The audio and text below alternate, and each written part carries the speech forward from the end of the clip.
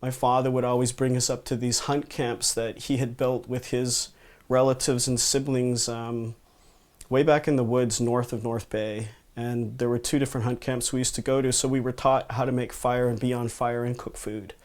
And it sort of stemmed from there. I continued to do that on my own, not necessarily without my parents knowing. I was doing that from a very young age. I would borrow food in a knapsack and take it up the road and build my own little fire and cook outside. So I really loved that. When I was young, my uncle used to take me in a bush a lot hunting, or my father, I used to go with my dad to hunt moose or beaver or geese. This is how we got our meat, is by hunting. And yeah, most of the, and there are times where people gave us some meat as well. Like part of our culture is really is about sharing. If you would get a moose, for instance, you would share that. You wouldn't keep it all to yourself or to your family alone. You would share it with your family and friends.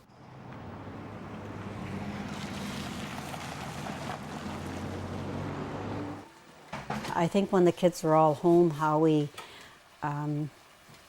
used to rely on that moose coming in. We used to rely on it, and we'd get ready for that 1 week of hunting for him, eh? We raised the kids on moose. We used to eat half a moose every winter. How do you think about that? Yeah, we used to eat. Well, some of it we gave away. We gave it fed some of our sisters and his parents and shared that moose, eh? But we'd eat quite a bit. Yeah, we'd get he'd make roasts, and I'd make a roast and then cool it off, and I would slice it and it would be for sandwiches. We'd have sandwiches for lunches. It would be sliced roast meat with mustard. And that's what they'd take for sandwiches. Instead of, we couldn't even afford bologna. But after that, we don't want to eat bologna. And everybody liked the steak. You cut it in little slices and you fry it, and it's the tenderest part of the moose. Are they there?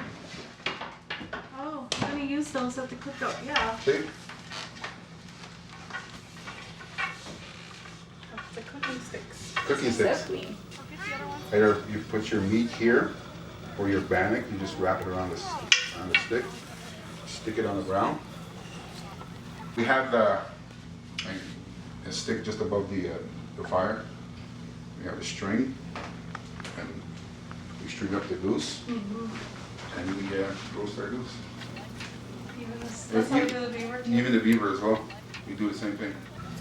We use this to turn the goose when it's hanging on the fire. You go like this to it. Yeah. And then it goes round and round. Just spin it around. Yeah. Just, and it cooks. you sit in front of it and you just keep Yeah. spinning. Instead of getting up every time you do a spin, you just use this. This is what I grew up with. Yeah. Cooking sticks like this. Cookies. Like my Same here. grandma always had those everywhere. Yeah. Or you could use them as toothpicks too. Yeah, we need them for meat too. The first time was that I personally hunted was a goose hunt, and in our culture in northern Quebec, the Crees, for us goose break is a big deal during the springtime. I went with my uncle and my cousin, and I remember when I killed my first goose. It was early in the morning. I killed it. I gave it to my uncle, and home was about 400 kilometers away. That's how far home was. And my grandmother was on a reserve because they were old. They couldn't be in the bush anymore, so they were back in our community. So what my uncle did is he cooked it, cleaned it that same morning, and he left. He got on his skidoo and he drove off. And before he left, I asked him, "Where are you going?" And he had this little box that was wrapped. And he tells me, "I'm going to take your goose to Grandma and Grandpa." And I tell him, "That's far where you're going to go." And he says, well, I'm going to do it. And I see him going on the ice and driving off.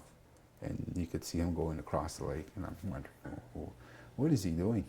But I stayed behind. And the following couple of days later, he came back. He said, the same day, that night, I got to our community. Grandpa, Gukum and Jungshum. That's what Gukum and Jungshum were still up. And I told him, this is Ronnie's first goose ever. And I want you guys to have it taste.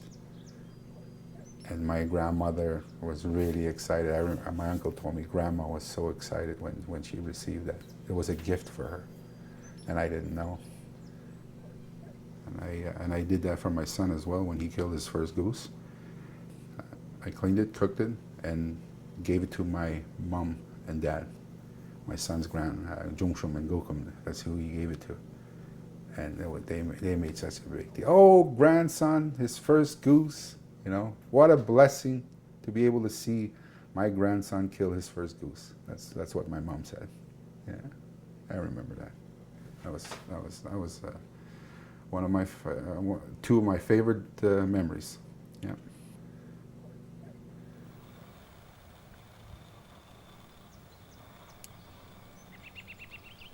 The part of knowing your passion really is probably thinking back to what you were doing from before you were even 7 years old. Think about the things that you really loved to do as a child through play. If it was building forts, you might become a carpenter. But I like to cook, so that was the one thing I was doing. And I also was playing a lot of cops and robbers, so it kind of made sense that I ended up working in justice. And my clan, being Mink Clan, is a protector and a helper, a provider to the community. So I would say both of those roles fit really well. I worked many years with a man named Mark Thompson, and he really is, I would say, my mentor and my teacher. Mark told me a story when I talked about, some of the struggles with trying to raise my children in Toronto because the standard of living and the cost of living are so different and so vast within the city that it was really difficult trying to stay in my position. And I knew I wanted to. I really loved the work that I was doing at Aboriginal Legal.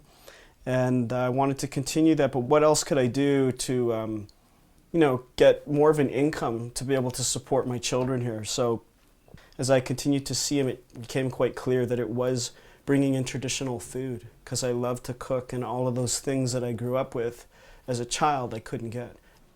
I started this solely for the purpose of our people, to get us back to optimal health, which is finding out what food we should be eating, what works really well, especially in our communities that have the strongest, or I should say the highest dietary problems, really high, overwhelming numbers of diabetes in our communities. And we don't always know what's healthy for us anymore because some places don't have access to really good food.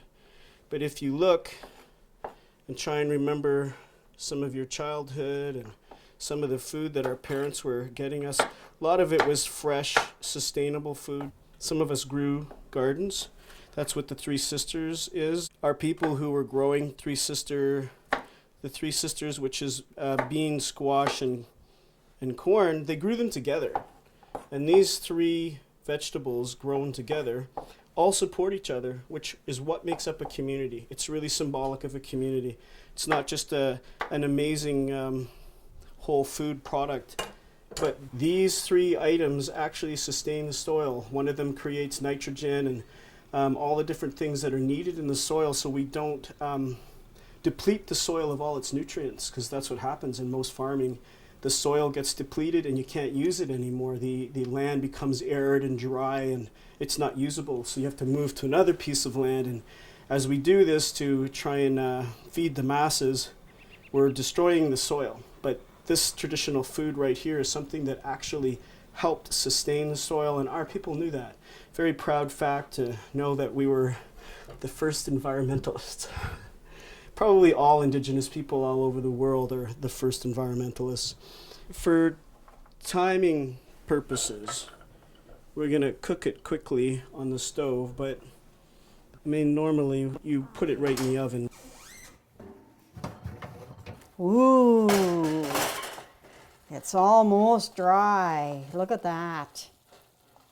When my partner goes hunting, I always ask him if he will, in that respectful way, put tobacco down for that animal, and give thanks for that animal that is gone, that it came and it gave up its life so that it can nourish us, it can feed us, and that we have the responsibility of taking care of that animal now, making sure we don't waste, and that we eat and take care of that meat. And when you're done to make sure that those bones are taken in a good way, and that they're not thrown somewhere where, you know, they're going to be rotten, or that the animals, little animals, will come and eat from them. You know, so you take them out far in the bush and you lay them down somewhere, so them little animals can come and eat too of them bones, eh? So and that's respecting the whole animal. You know, that's respecting everything about it. Names, that's what you call fish in Cree, especially where I'm from. Names. Specific fish though, it's a walleye. Well, people call it pickerel, so we call it ugash. Fish, names, walleye, ugash in Cree. So we're eating fish and ugash. One of the most important things that Mark, who is now passed, told me to do, and that I must always remember, is ceremony with food. So the whole journey has been learning about what is ceremony with food. It's not a component, it's actually who we are, and everything we do has ceremony to it. And so that doesn't, necessarily mean sitting and praying under, every single act that you do in a day, but it means having that mindfulness. So from there, he talked about spirit plates and having an elder on staff. So that's what happens with the food. I always ask a client when they begin to book me if they have an elder, an in-house elder, who will do the smudging of the food, the opening prayer, and will help with the creation of the spirit plate, and then will somebody bring the food to the land. And if they don't have those things, then we do that. And if they don't want those things, we do that in our kitchen before the food is brought in. Moving on our journeys in this life, and I thank you all for coming today and helping create this opportunity for us so that I could do what I love to do, which is cook our food and talk and educate as best I can, and I continue to learn that way myself. My natural inclination was to plate the food and then smudge it and then start the spirit plate. So it actually works the opposite way. You get the smudge ready, you smudge all the food, and then you create the spirit plate from the food before it's plated. It doesn't make it wrong. It makes it different. It still makes the intent there, and the beauty of it and the essence will continue to reside with me and those who are experiencing this, and how this plate will go back. I'll take the food and bring it to the land later in a park here and pray. All of that is the continuing knowledge and effort of our people and the love that we have for this life and the land and the teachings. Hi, hi.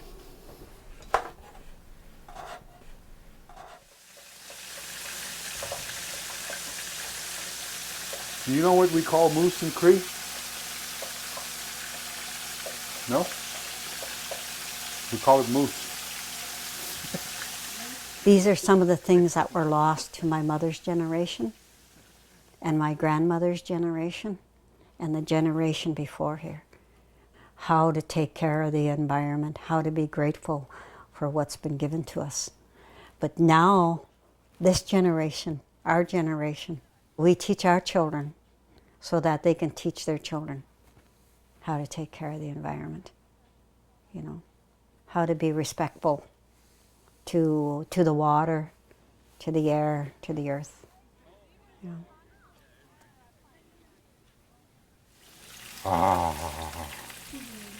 I can't wait.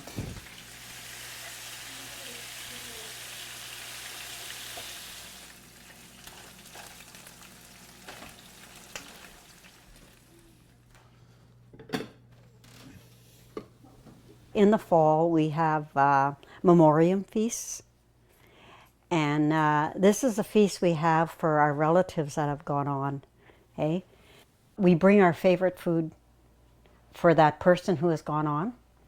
And I have a sister Molly that passed on, and she really loved new fried potatoes. So, and then I have my grandson that passed on, and he liked pizza. But my sister Molly also really loved Tim Hortons coffee. So when we have the memoriam feast, that's what I bring. But I really like this ceremony because then we have that opportunity to stand up and we talk about that person. Like I stand up and I hold my dish with my tobacco on it, and I talk about my sister Molly, you know, and how close she was to me and how much that I liked her and how we got along. And I say, well, here is her food. This is the food that she liked. Then I put it down there. And then we sing that song where it opens. It's a special song that they sing in the language, and it opens the doorway to that sky world where all the spirits are sitting.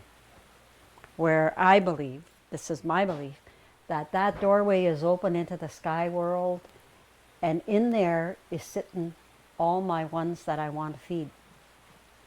So when I'm eating those new fried potatoes, I'm thinking of my sister Molly. And when I'm eating the pizza, I'm thinking of my grandson. And so when I'm eating food for somebody else, I'm thinking of their family. And they're sitting up there really smiling because we're eating food in their honor. We're eating their favorite food in their honor. Chamando, nascom num dishigat, or is mu dishigantain outside, mu nachts outside, sunshine.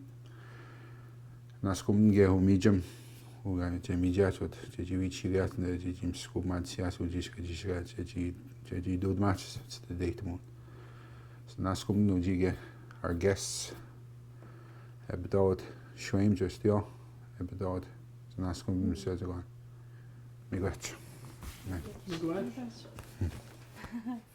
You go ahead first. You go first. There's fish here. Yeah.